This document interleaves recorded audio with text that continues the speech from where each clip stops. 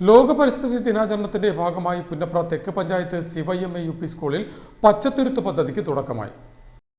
ലോക പരിസ്ഥിതി ദിനാചരണത്തിന്റെ ഭാഗമായി പുന്നപ്ര തെക്ക് പഞ്ചായത്ത് CYMA UP സ്കൂളിൽ പച്ചത്തുരുത്ത് പദ്ധതിക്ക് തുടക്കം കുറിച്ചു. Ambalappuzha MLA H. സലാം സ്കൂൾ അങ്കണത്തിൽ വൃക്ഷത്തൈ നട്ടാണ് പദ്ധതിയുടെ ഉദ്ഘാടനം നിർവഹിച്ചത്.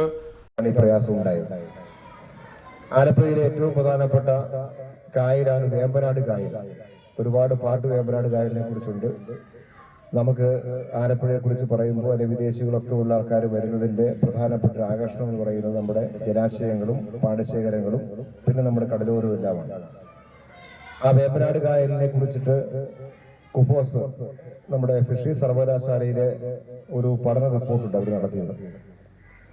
അതിൽ പറയുന്നൊരു വളരെ ഗൗരവമായൊരു കാര്യം, ആ വേമ്പനാട് കായലിന്റെ 85% സ്റ്റോറേജ് കപ്പാസിറ്റി ഇല്ലാണ്ടായി.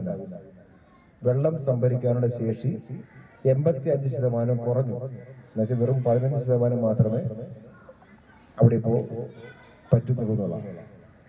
അതിന് വിസ്തൃതി കുറഞ്ഞു. വിസ്തൃതി ഏതാണ്ട് പകുതിയോളമായിട്ട് കുറഞ്ഞു. കയ്യേറിയും മറ്റു പലതരത്തിലേക്കും പകുതിയോളമായിട്ട് കുറഞ്ഞു. പഞ്ചായത്ത് പ്രസിഡന്റ് PG സൈറസ് ചടങ്ങിൽ അധ്യക്ഷത വഹിച്ചു.